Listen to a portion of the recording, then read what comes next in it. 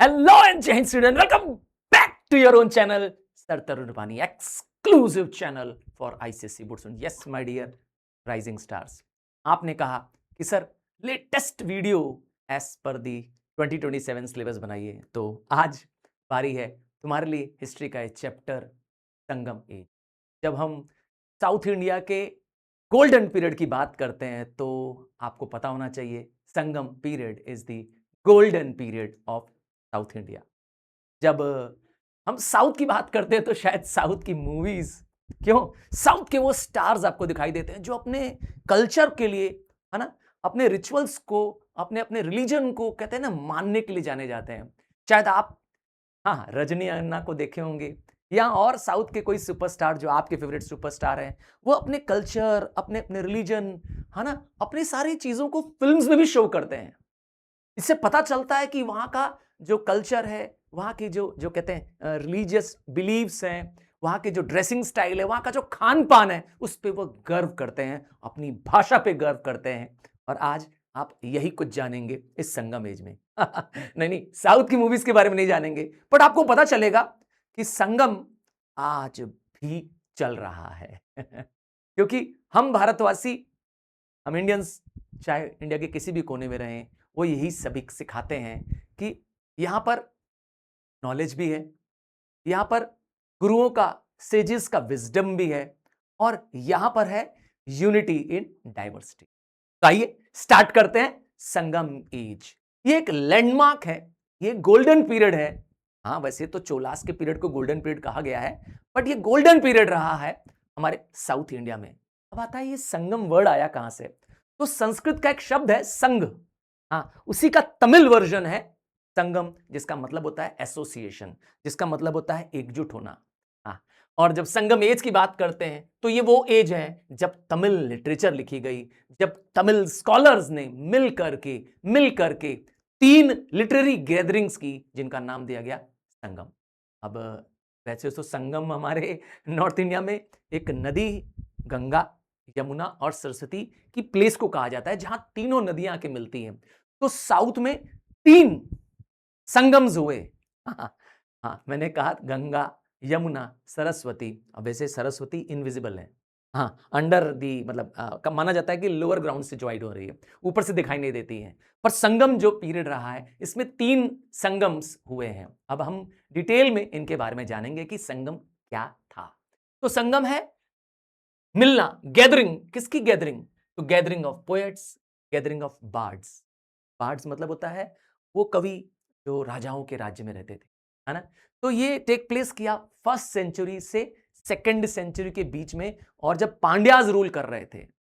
हाँ, साउथ में 3 बड़े साम्राज्य जाने जाते हैं। चेरास, जो कि ज्यादातर आपने केरला वाला रीजन देखा है ना, और वेस्ट तमिलनाडु, हाँ, वहां के किंगडम्स रहे हैं। दूसरे चोलास, जो कि अगेन तमिलनाडु, आंध्र प्रदेश और सम पार्ट ऑफ दी कह सकते हैं केरला ऑल्सो, इसमें हाँ चोलास थे।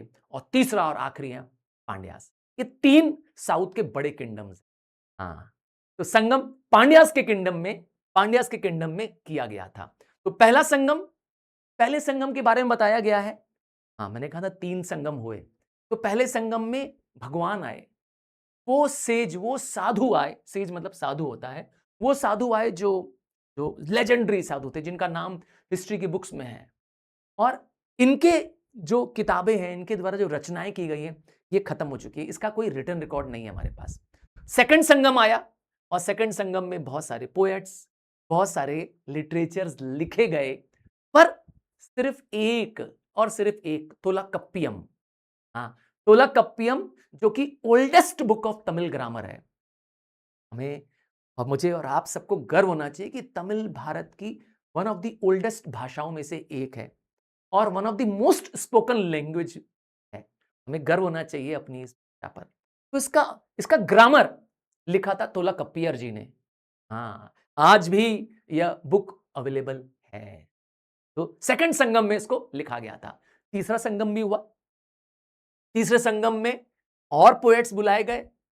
उन्होंने, वैसे आप बोलेंगे सर कहां बुलाए गए, तो एक बड़े से ग्राउंड में, ध्यान सुनिएगा, राजा ने एक बड़ा सा ग्राउंड दिया, बड़ी सी एक स्पेस दी, जहां देश दुनिया के पोएट्स को बुलाया गया, आमंत्रित किया गया, उनको सारी सुख सुविधाएं दी गई और उनसे कहा गया कि आप अपनी रचनाएं लिखिए, आप अपने एक्सपीरियंसेस को लिख डालिए।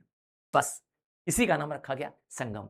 और जो तीसरा संगम हुआ उसमें खूब सारी रचनाएं हुई, किताबें बनी, पोएम्स बनी, स्टोरीज बनी, अलग अलग चीजें बनी लिटरेचर की, पर कुछ ही फ्रैक्शन अभी आज हमारे पास है। आइए आपको अब एक उसमें से इंपॉर्टेंट संगम एज के सोर्स के बारे में डिस्कस करेंगे। और उनमें से सबसे पहले आता है, हाँ, सबसे प्राइम, सबसे इंपॉर्टेंट आता है तिरुकुरल। अब आप बोलेंगे सर ये तिरुकुरल है क्या? हाँ, तिरुकुरल एक लिटरेचर है, एक बुक है जो संगम एज के दौरान लिखी गई। तो ऐसा माना जाता है कि 18 छोटे-छोटे, हाँ, 18 छोटे-छोटे रचनाएं की गई। अब आप, इनका स्पेशल नाम है पत्तनेकिल कन्नाकू। ये हम लोग नॉर्थ के जो हैं, ये तमिल वर्ड है। ये छोटे-छोटे लिटरेचर वर्क्स थे, इनको संगम पीरियड में लिखा गया।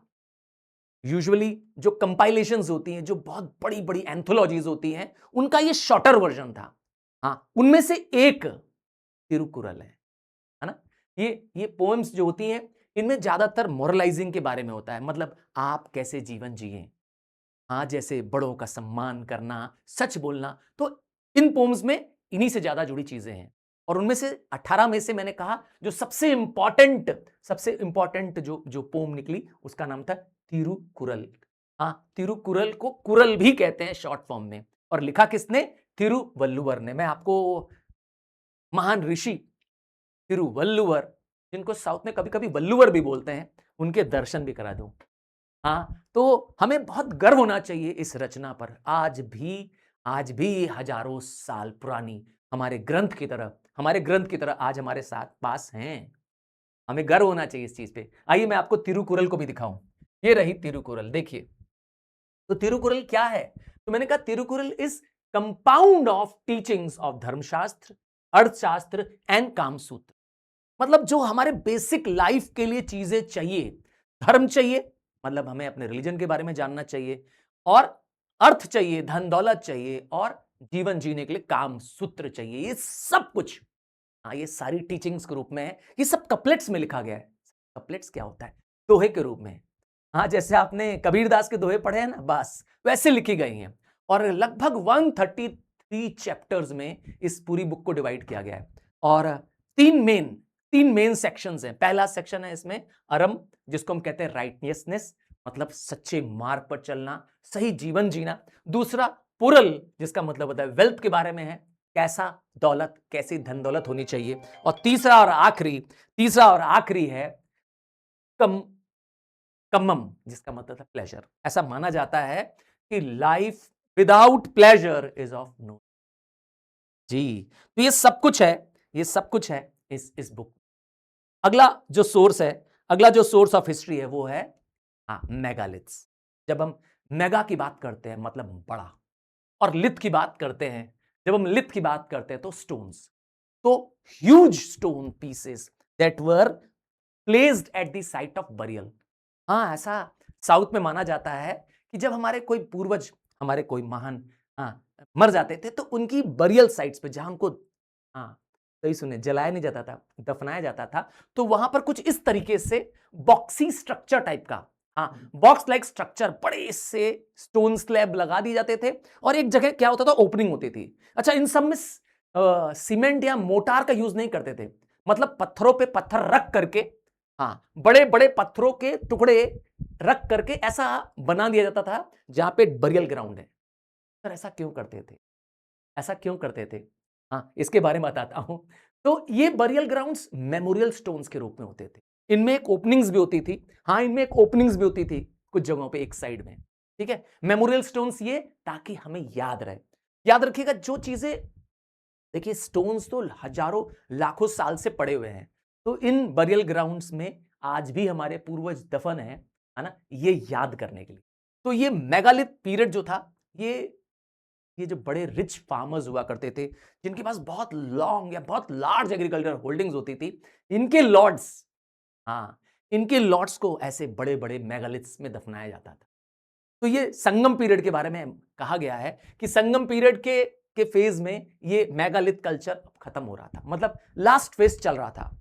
संगम पीरियड आपको याद होगा सेकंड सेंचुरी तक चला।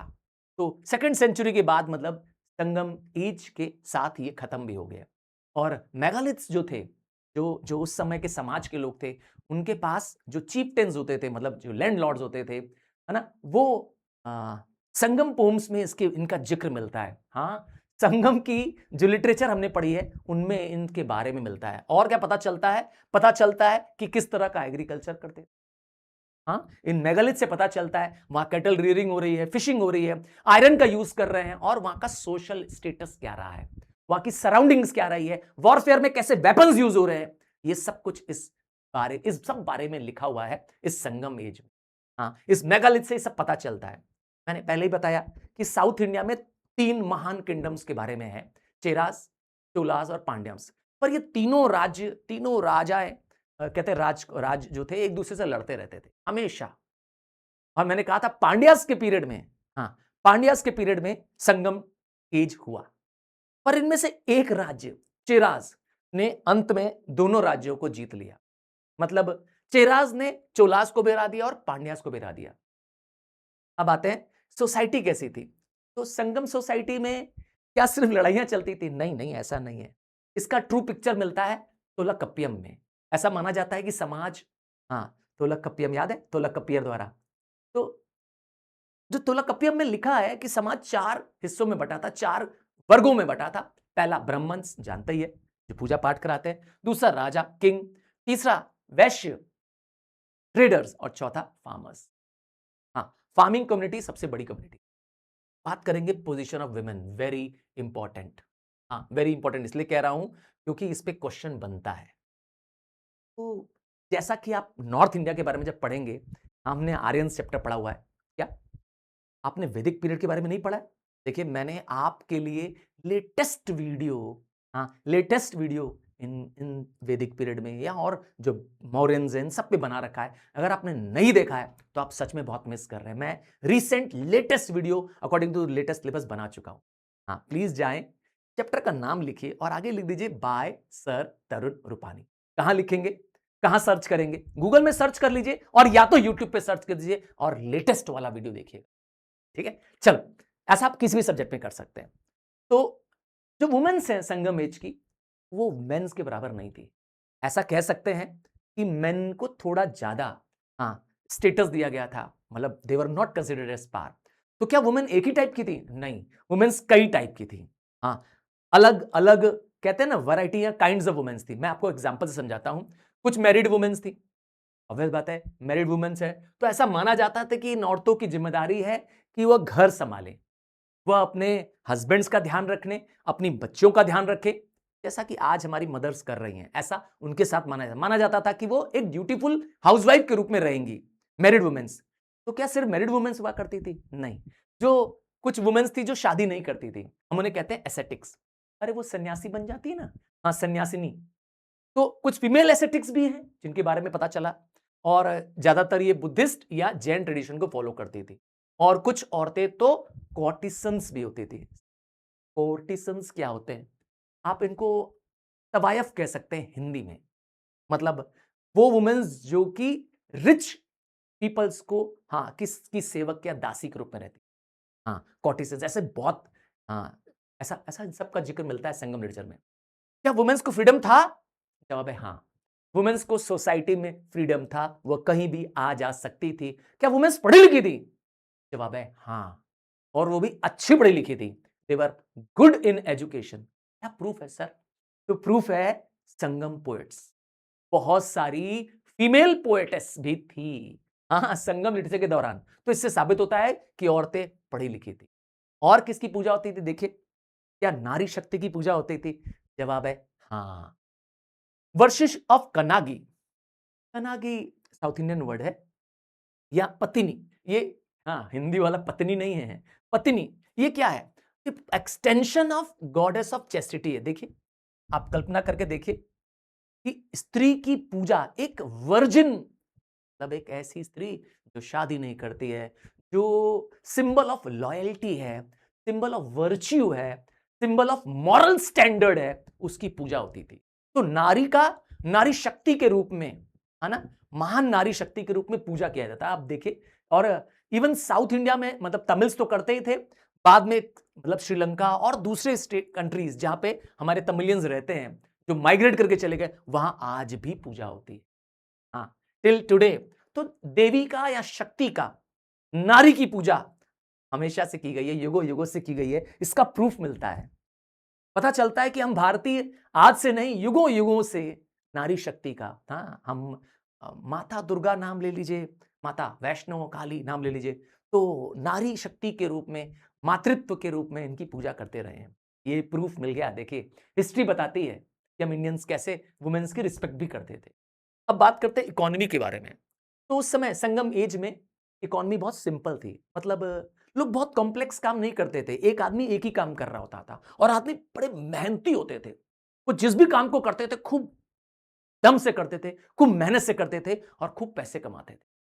अब कहें कि सर वेल्दी क्यों थे? क्या गरीब लोग नहीं थे? गरीब थे, पर जो अमीर थे वो बहुत अमीर थे, और जो पुअर थे उनके पास फार्म्स थे, छोटे-मोटे खेत थे, या वो मजदूर के रूप में, लेबरर्स के रूप में काम करते थे। और एग्रीकल्चर सबसे मेन ऑक्यूपेशन। आइए अब एग्रीकल्चर के बारे में कुछ आपको बताएं। तो जैसा कि पता ही है, इंडिया एक एग्रीकल्चरल कंट्री है, पता है ना, एग्रीगेरियन इकोनॉमी है। तो एग्रीकल्चर भारत का मेन ऑक्यूपेशन रहा है, साउथ इंडिया का भी, और सबसे मेन क्रॉप है राइस। इवन आज भी हम मुझसे आज पूछोगे कि आज भी साउथ इंडिया वाले सबसे मेन किस क्रॉप को ग्रो करते हैं और खाते हैं, तो जवाब है राइस। हाँ, आपको पता होना चाहिए। हाँ, मैं सही कह रहा हूं। आपने इडली, डोसा, उत्पम, वड़ा, हाँ, सब राइस के प्रयोग से बन रहे हैं। और पता नहीं, मैं तो शायद थोड़ा कम भी जानता हूँ, जो मेरे साउथ के सुपरस्टार्स हैं, जो मेरे वहाँ बैठे सुपरस्टार्स हैं, उनको और पता है कि बहुत सारी चीज़ें बनती हैं राइस से। क्या मुझे कोई डिशेज़ का नाम बता सकते हैं, जो मैंने नहीं ज़िक्र किया और वो साउथ में बनती है राइस की? हाँ, आपको पता हो सकती है। ज़रा कमेंट बॉक्स में मुझे बताइएगा। तो राइस वहाँ का सबसे मेन स्टेपल क्रॉप है, पैडी भी बोलते हैं इसको, ठीक है? और क्या क्रॉप्स ग्रो करते हैं? कॉटन है, रागी है, शुगरकेन है, पेपर है, जिंजर है, कार्डामोम है। और क्या ग्रो करते हैं? तो साउथ आप देखेंगे ना, ज्यादातर मसालों के लिए जाना जाता है। हाँ, मसाले वहां ज्यादा पाए जाते हैं, टर्मिक्स, ठीक है ना, सिनामॉन। अब उनमें से भी आप देखिए, चेरास किस लिए जाने जाते हैं? मैंने कहा था ना, 3 मेन किंगडम है साउथ में, चेरास, जिसको मैंने कहा मॉडर्न केरला आप कह सकते हैं। तो चेरास जाने जाते हैं अपने जैक फ्रूट के लिए। अरे कटहल, हाँ, आपने तो देखा होगा कटहल, ये हर जगह नॉर्थ में भी फेमस है। तो किसके लिए? जैक फ्रूट्स के लिए, पेपर के लिए। पेपर समझ गया ना, ब्लैक पेपर आता है ना, हाँ, तो काला नमक वाला टाइप का, हाँ हाँ, काली मिर्च वाले टाइप का, हाँ, पेपर। और टर्मरिक के लिए, हल्दी के लिए, हल्दी के लिए, और काला, हाँ, पेपर देखा आपने, ब्लैक पेपर देखा, हाँ, इसके लिए जाने जाते हैं। सर ऐसा ऐसा इसलिए है ना, क्योंकि वहां पे जो क्लाइमेटिक कंडीशंस है ना, वो उसकी फेवरेबल है। अब आते हैं, बात करते हैं चोलास के लिए। तो चोला का बहुत बड़ा एरिया, ये मैंने कहा तमिलनाडु रीजन ज्यादातर है, हाँ, उनका ज्यादातर रीजन पैडी के लिए जाना जाता है। और क्योंकि वहां कावेरी नाम की, हाँ, कावेरी रिवर साउथ में बहुत पाई, तो उसकी फर्टाइल लैंड है, और इसीलिए वो प्रॉस्पेरस भी है, प्रॉस्पेरिटी का कारण भी है वहां पर, ग्रोथ ऑफ द राइस। बात करेंगे बात करेंगे लोगों के पास, हाँ, जो जो एग्रीकल्चर फार्मर्स हैं, उनके पास बड़ी बड़ी लैंड फार्म्स हुआ करती थी, और जो रिच लैंडलॉर्ड्स हुआ करते थे, चीफ्टन्स होते थे, हाँ, उनके पास बहुत सारे वर्कर्स भी काम करते थे। संगम पोएम्स में इन एग्रीकल्चर एक्टिविटीज के बारे में डिटेल में लिखा है। हाँ, सच बता रहा हूं, जो संगम एज हुआ तो उसमें यहां तक भी लिखा गया कि कैसे farmers threshing of the crops करते हैं, कैसे हार्वेस्टिंग होती, हाँ, फार्म एक्टिविटीज, ये संगम पोएम्स के ऑब्जेक्ट रहे हैं। मतलब संगम पोएम में इनके बारे में भी लिखा गया है और डिटेल में लिखा गया है, समझ गए? जैसे कहा ना, drying of the crops, removing of the chefs from the stems, ये सब लिखा गया है। क्या कुछ और ऑक्यूपेशंस नहीं होते थे? नहीं, एग्रीकल्चर तो मेन ऑक्यूपेशन था, पर स्पिनिंग एंड वीविंग भी लोगों को आता था, क्राफ्ट वर्क आता था। और एक शहर है जो जो कि कैपिटल ऑफ चोलाज रहा है, उरैयू, हाँ, ये कॉटन का बड़ा सेंटर रहा है। बात करेंगे व्यापार की, ट्रेड की। संगम डिटेल में डिस्क्राइब करता है, संगम पीरियड, संगम लिटरेचर, इनकी खूब सारी इंफॉर्मेशन रखता है। हाँ, मैं आपको भी डिटेल में बताऊंगा इसके बारे में। तो ट्रेड मतलब व्यापार करना, मतलब buying and selling of goods करना। तो साउथ इंडिया उस समय कह सकते हैं कि अपने गोल्डन फेज में चल रहा था। इंटरनल ट्रेड्स और फॉरेन ट्रेड दोनों ही बहुत ब्रिस्कली, बहुत बड़े पैमाने पे हो रहे थे। ट्रेड मतलब बताया ना, buying and selling of goods. तो इंटरनल ट्रेड्स मतलब वो ट्रेड जो विद इन द कंट्री था। और जब हम बात करें साउथ इंडिया की बात करें, तो साउथ इंडिया में कैरावन्स निकलते थे मर्चेंट्स के। कैरावन्स क्या? जो बैलगाड़ियां एक के पीछे एक, सैकड़ों, हाँ, एक साथ निकलती हैं। जैसे रेगिस्तान में ऊंट का कैरवन निकलता है, वैसे ही साउथ इंडिया में बैलगाड़ियां और पैक एनिमल्स, जो जो जो बैल होती हैं, है ना, जो पैक एनिमल, जो बोझ उठाने वाले एनिमल्स होते हैं, वो अपने ऊपर पीठ पे खूब सारा बोझ लेकर के एक प्लेस से दूसरे प्लेस व्यापारी जाते थे। हाँ, बड़ा ब्रिस्क ट्रेड होता था और ज्यादातर ट्रेड बार्टर में होता था। बार्टर क्या होता है? मतलब मनी का कम यूज होता था, लोग चीजों के बदले चीजें एक्सचेंज कर लेते थे। मतलब एक सामान दो, दूसरा सामान देंगे। बात समझ आया ना? तो ट्रेडर्स या मर्चेंट्स अपने एरिया से जो चीजें ज्यादा ग्रो करती थी उसको अपने कैरावन्स में लोड करते थे, अपने कार्ट्स में, अपनी बैलगाड़ी में लोड करते थे और दूसरे मर्चेंट्स के पास चले जाते थे, दूसरे मार्केट्स में चले जाते थे। हाँ, अपनी गाड़ियों सहित जाते थे और वहां जाके एक्सचेंज करते थे।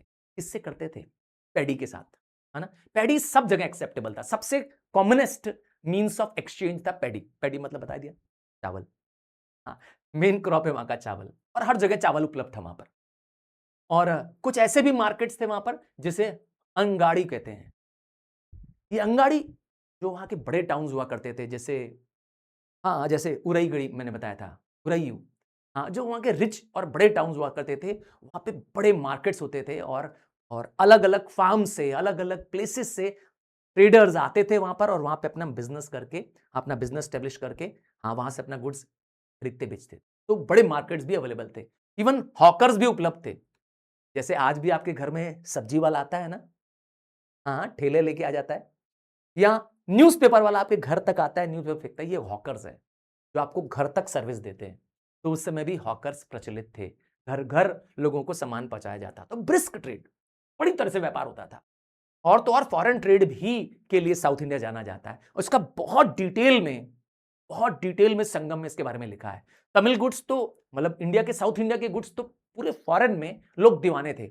हमारी इंडिया के जो जो स्पाइसेस हैं, खास करके पेपर, जिंजर, कार्डमम, अरे लौंग भाई, सिनेमॉन, टर्मरिक और हाथी दांत के बने, हाँ, आइवरी के प्रोडक्ट्स, पर्ल्स, मोती मोती जो समुद्र में पाए जाते हैं। साउथ इंडिया तो पता ही है ना, समुद्र से घिरा हुआ है, तो चारों तरफ समुद्र है ना उनके पास। तो हाँ, तो पर्ल्स पाए जाते हैं, प्रेशियस पत्थर पाए जाते हैं, ये सब इंडिया से एक्सपोर्ट होते थे। इसका पूरा डिटेल्ड है, हमने जो फॉरेन की कंट्रीज के साथ एक्सपोर्ट किया और बदले में उनसे क्या लेते पता है? अरब बेचते थे हम लोग। सही सुन रहे हैं, अरब कंट्री में, रोमन एम्पायर्स में बेचते थे। वो लोग हमारे इन गुड्स के लिए दीवाने थे। दे were ready to pay anything for this. Indian spices आज भी दुनिया भर हमसे खरीद के ले जाती है। भारतीय मसाले, हाँ, एमडीएच, हाँ। खैर, और क्या खरीदते थे हम? एक्सपोर्ट तो ये सब कर रहे थे, मतलब फॉरेन कंट्रीज को खरीदते क्या थे? तो मैंने कहा हम उनसे घोड़े लेते थे। अब तुम सोचोगे सर घोड़े, हाँ सच बता रहा हूं, अरबी घोड़े जाने जाते हैं, रेस के घोड़े। हम उनसे घोड़े लेते थे, गोल्ड लेते थे और ग्लास लेते थे। इसीलिए भारत, मैंने कहा ना, सोने की चिड़िया बन गया, क्योंकि हम बहुत एक्सपोर्ट कर रहे थे, बदले में देश में बहुत गोल्ड आ रहा था। कुछ टाउन्स के बारे में बताता हूं, जैसे सेल्यूर एक पोर्ट टाउन है, जो पांड्यास के पीरियड में पाया गया। वो अपने ट्रेड्स के लिए, फॉरेन ट्रेड्स के लिए जाना जाता है। उसी से बंदर नाम का एक टाउन था चेराज के किंगडम में। और तीसरा है उरियर। मैं तीनों का आपको दिखाता हूं।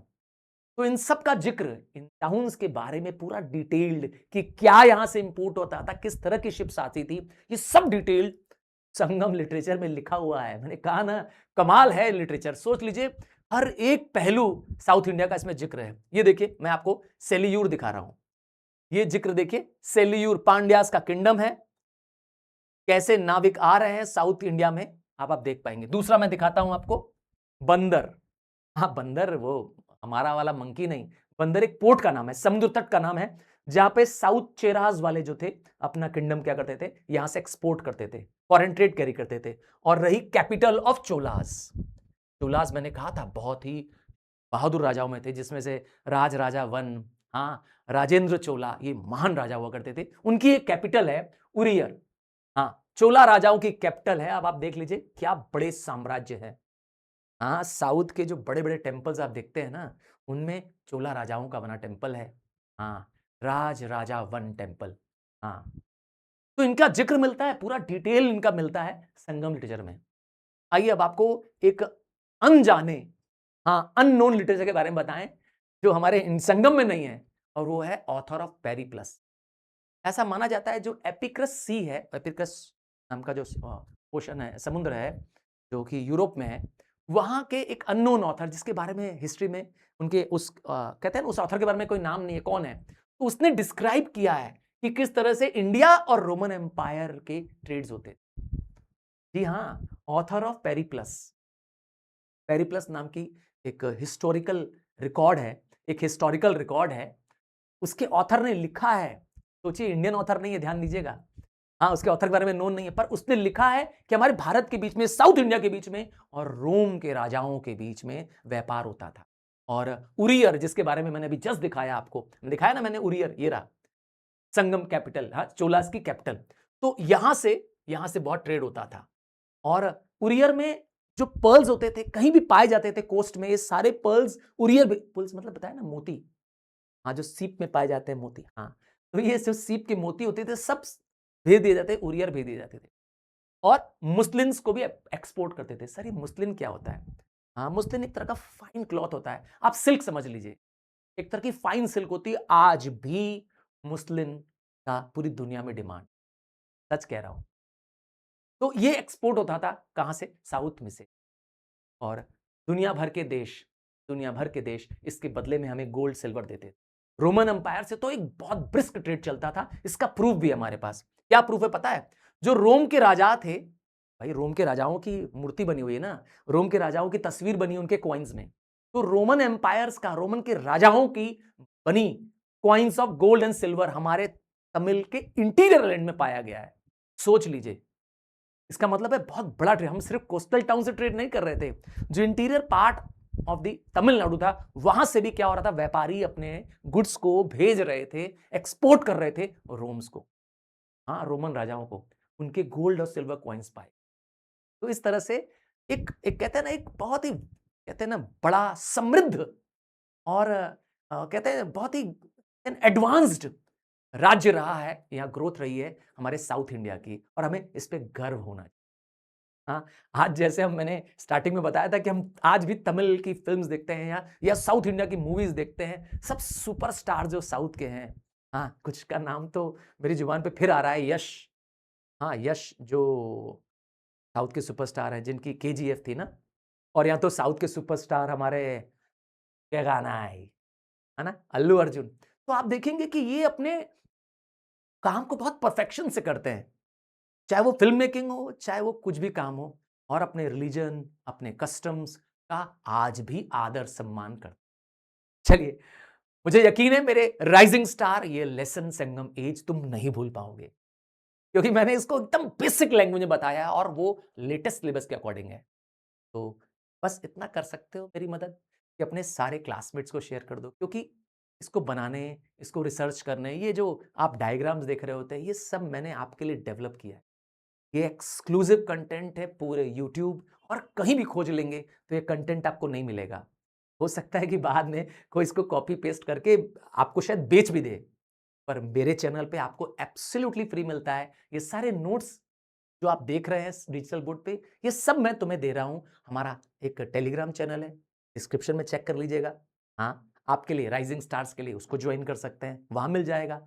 आप अगर टेलीग्राम यूज नहीं करते हैं, तो आप, हमारा वेबसाइट है sirtarunrupani.com, वहां जाकर के को इंस्टॉल कर लीजिए। हाँ, ये वेबसाइट अपने गूगल क्रोम में ओपन करके sirtarunrupani.com, इसको इंस्टॉल कर सकते हैं अपने लैपटॉप पे, अपने डेस्कटॉप पे, अपने मोबाइल पे, और वहां से एक बार रजिस्टर करने के बाद फ्रीली डाटा ले सकते।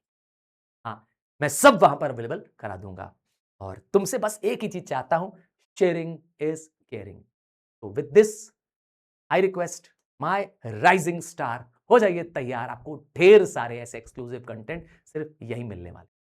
Bye, take care.